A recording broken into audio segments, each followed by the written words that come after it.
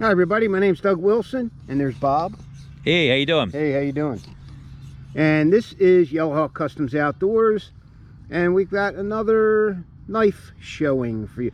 I don't really call them reviews, because it's not a review. It's me messing around with a knife and giving you my opinion with it, and Bob as well. So if you guys stay tuned, we're going to take a look at the Bobcat from Wildcat Custom Cutlery. That's Bobby Shue's company, S-H-U-E. You can find him on Facebook. This is his design. It's called the Bobcat, and it's got a belly, so I'm intrigued. Yeah, we both have bellies. So if you guys stay tuned, we're just going to take a look at this knife and work a little with it, and I'll give you my opinion.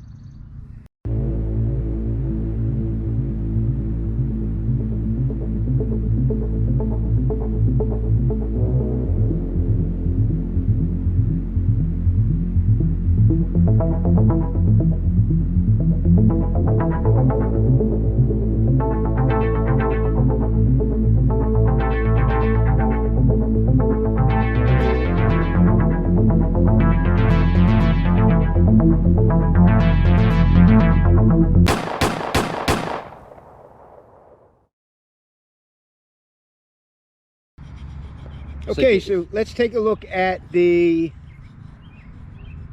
Bobcat. Bobcat. Bobcat. It's the Bobcat. It's the Bobcat. Okay, so this one here is actually made by Battle Horse Knives, but he has two other companies making it as well. Work Tough Gear is making a production version. Now these are not out yet, okay? The Work Tough Gear ones, they're still in production, in the works, okay? Work Tough Gear is also going to be doing my backcountry design as well in a production model.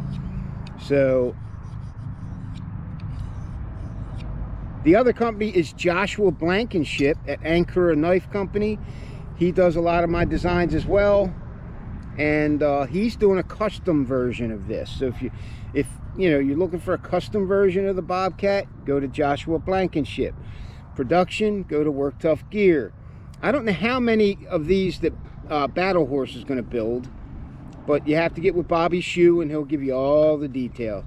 Now this one's 01 tool steel, okay? It's got a very unique blade configuration. I tell you, it's a skinner, right? This would be a good skinner for the field. It's got a sharp Scandi grind, right? I would think 12.5 degrees at Battle Horse, you know, on each side. I would think. It's got a small finger choil here for choking up. Now, I have to say this. I don't know if Bobby intended this to be a finger choil, but it does work as one, okay? The only thing I suggest is when you put your finger there, be cognizant of the fact if your finger rides forward even a little bit, you're going to gash yourself, okay? So, but it does work as a finger choil, all right, to give you a little bit more torque, right, in the choke up, okay? Very comfortable handle. This is green burlap micarta with fisheye pin and tube hardware, you know, that bushcrafty look. All right. Brass lanyard hole, looks like 5/32 for thickness. Really well made knife, okay? And you can bet the Work Tough Gear version is going to be well made as well.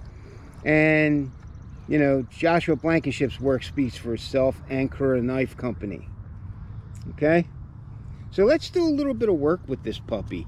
It does have a 90-degree spine, which that in a knife that you're going to use in the field that's not a combat or fighting knife, I think they all should have sharp 90-degree spines, okay? That allows you to do stuff like this, okay? Let's work with it a little bit.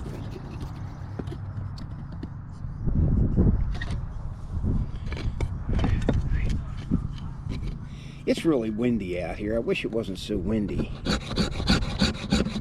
All right, now this is premium fat wood. All right, I got this in the cedar forest of Bangladesh when I was on safari over there a couple of years ago. Bullshit. Was it Bangladesh or was it I think it was Ankara. Bumfulia, Egypt? It was Ankara, Thailand. It was Ankara, Thailand. Okay, Ankara. All right, so that's what a 90-degree spine does for you, and that'll do that to any piece of wood.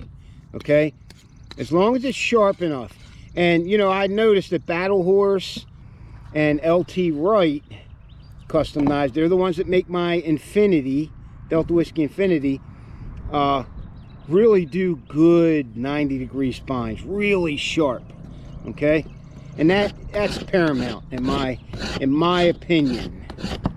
But hey, what do I know? I've only been in the woods for the last 35, 40 years. That's why he smells. Okay, now this, what I've done here is I've made what's called Maya dust out of fat wood. Named after the Mayan Indians. It doesn't take a lot off of your piece, and I do this because there's a lot of surface area there for striking a ferro rod into it, striking some sparks into it. Okay, so that's what we're going to do next. So I'm going to take my necker off. Instead of using the necker, okay, that's not what this video is about. This video is about the Bobcat. Bobcat. All right, so I'm going to crank it out. This is our flip out ferro rod. Clockwise. Right? Always clockwise, guys. Don't go counterclockwise, you'll loosen it up. Okay, so let's see if we can't. Now, you could do it this way, or you do it this way. Look at that. Okay? Burn the camera. Burn the camera. Burn the camera. It's evil. Okay? So, that's Maya dust. And I'll tell you what, fat wood, if you don't have fat wood in the field, you're wrong. You're wrong. Okay, let's take this back. No, what I'm doing right now is not going to mess the temper of the blade up. I'm not doing it. Not hot enough. It's not hot enough, and it's not slow enough. Well, it may be hot enough, but it's too quick. Stamp right? it out, will you? Stamp what out? It's got a flame right there. You stamp it out. No, Put your foot over there. Stamp it out, good. All right, anyway. Guy doesn't respect his elders.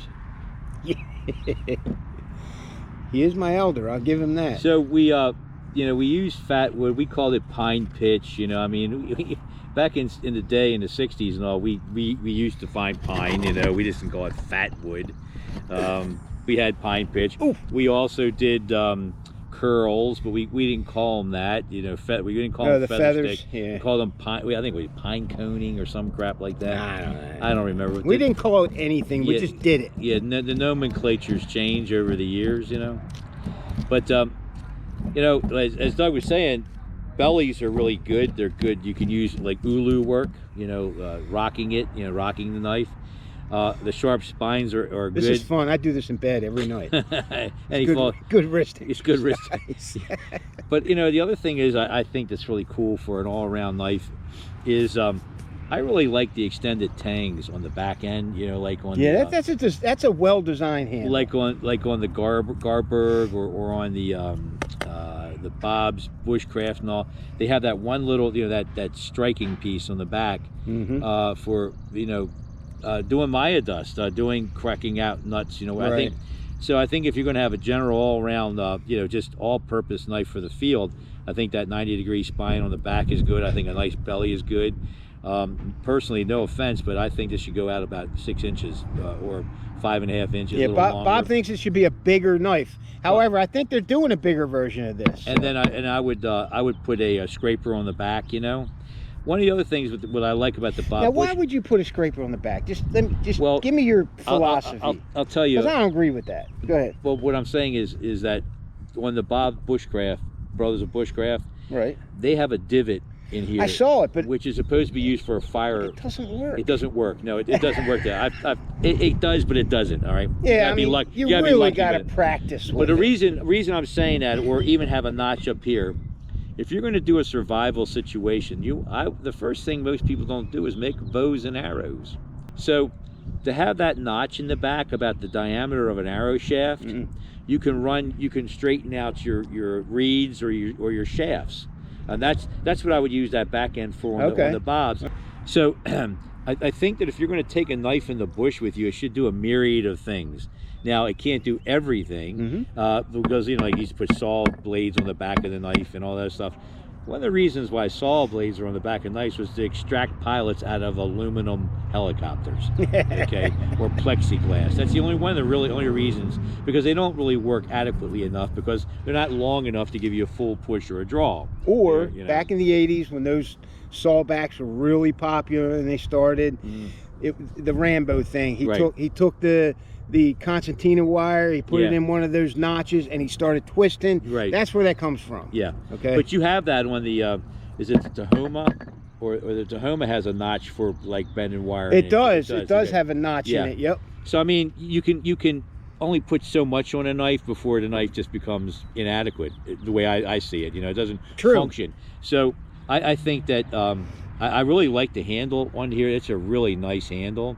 I like the broad belly, and what to Doug's statement about this, the belly being a little drop further than the handle, that's a good thing. I mean, I believe it is.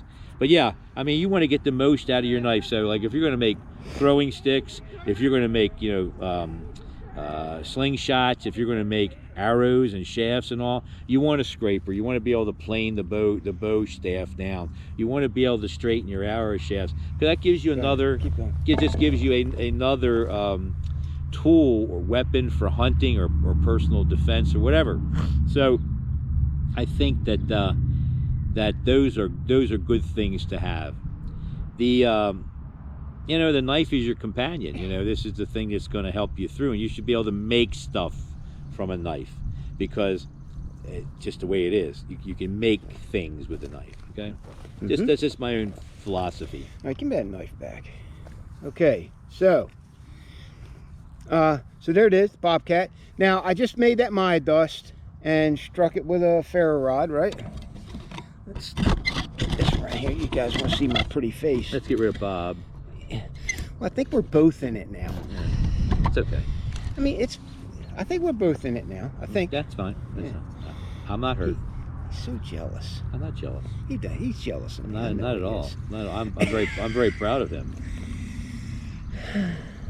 Okay, so I made the Maya dust, struck it with a ferro rod, really efficient way, and I did it with this knife. Okay, so there's fire prep right there with this knife. Let's try something else with it. Something that, you know, now Bob,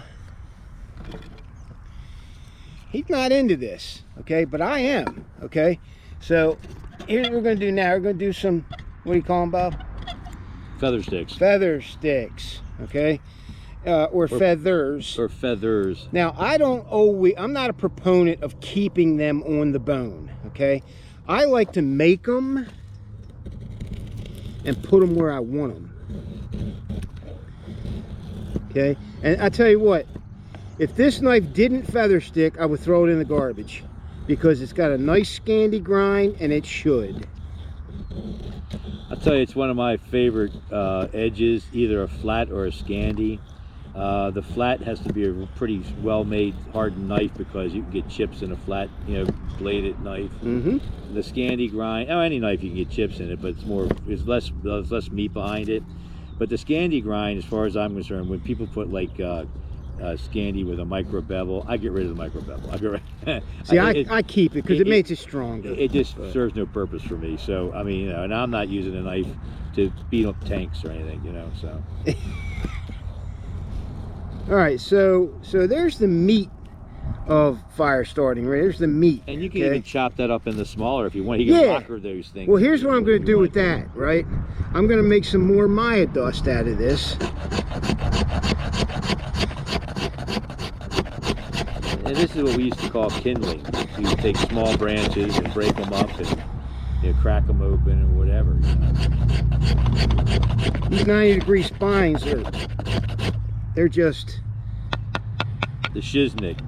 The shiznit, right.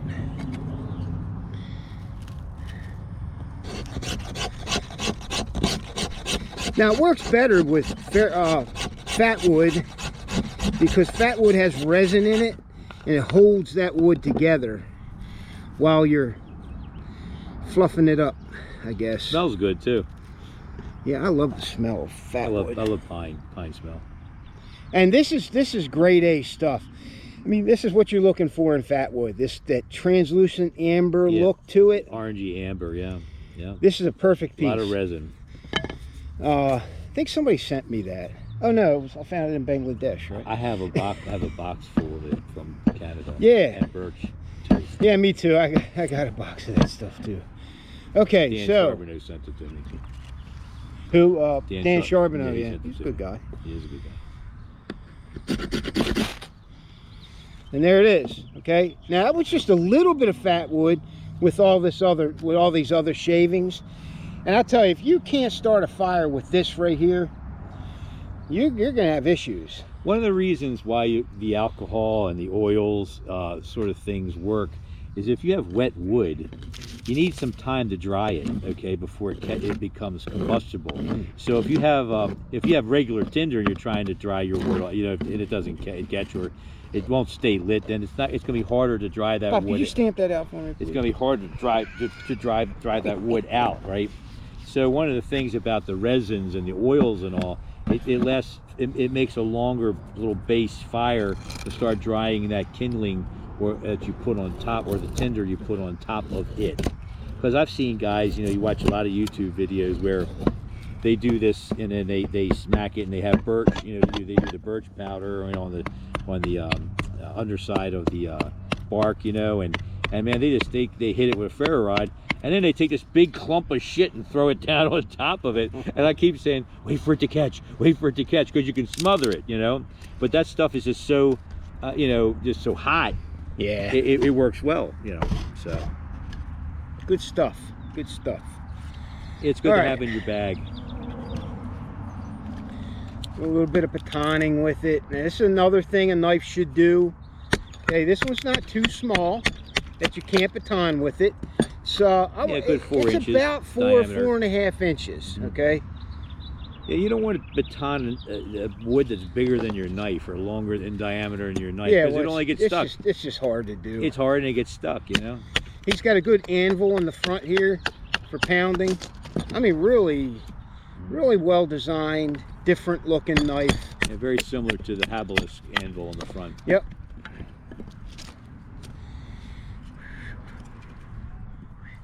It's pretty dry wood too. Yeah, this is seasoned birch right here. This is really, this has been out here a couple years. It really batons well.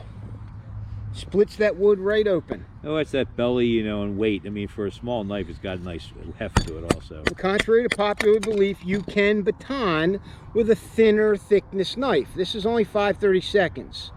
Okay?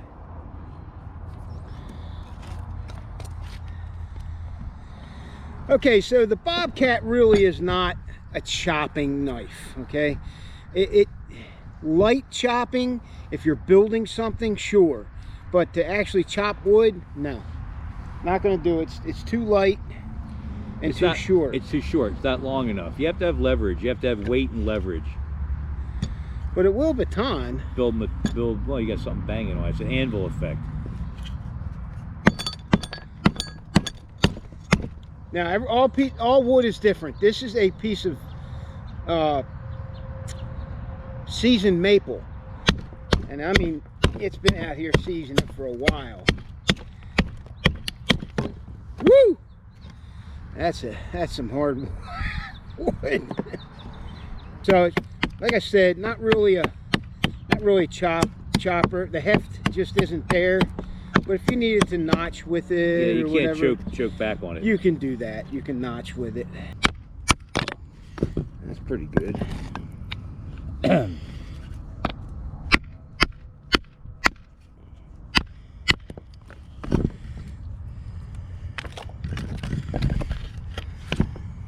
Belly bites real well. It does.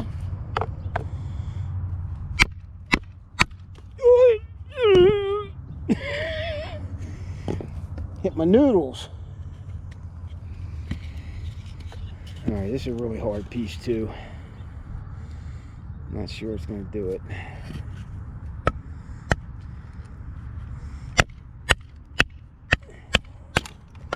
Very good. Maple. It's a medium softwood. It's a Maple. The other white wood. Yeah, it's a medium softwood or a medium hardwood, whatever, however you want to call it. Yeah. Very nice.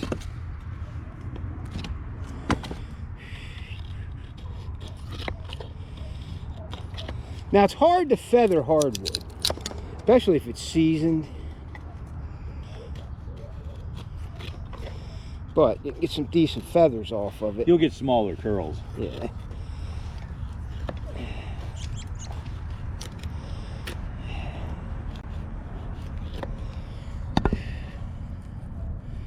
Yeah, that's really hard wood. This stuff's been laying out in Doug's backyard for like centuries. And I tell you, I keep burning it and burning it and burning it, and it doesn't get any smaller, the pile.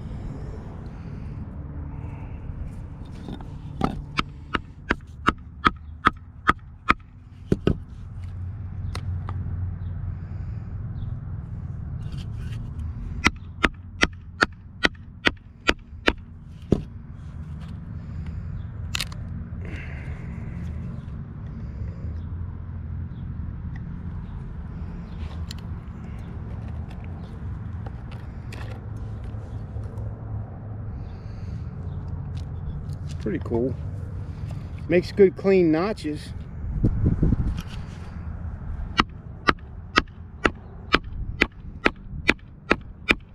Notching is important in bushcraft if you want to build things. A joint, right? A joint is much stronger if you notch it and then lash it rather than just lashing it. It's a mortise joint. There we go. And your corresponding end would fit, slide into there and fit it. Right, so let's make a corresponding end if we can. No, not big enough. You can either slide it in or tap it in. Well, I'll make a new one. I'll make a.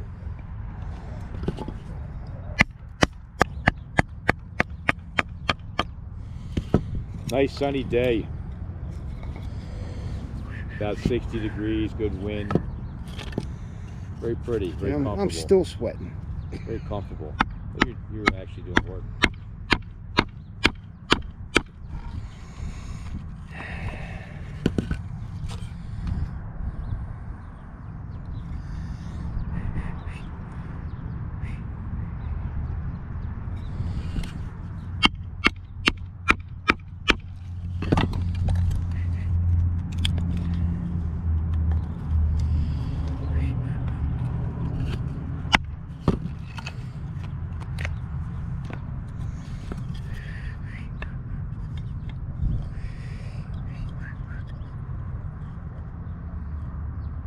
Gotta make them wider if I'm gonna do that. You know what I saw the other day? We got that trail, like I said, going through the apartment. It was an English lab. English lab? Yeah, they're shorter legged and they're blockier and stockier, and they're better temperament than these guys. They're not like jumping all over the place and stuff like that. Than labs? Than American labs, you know. Yeah, black lab, brown lab, or whatever, or golden labs. It's called an English Labrador Retriever. And they're bred here.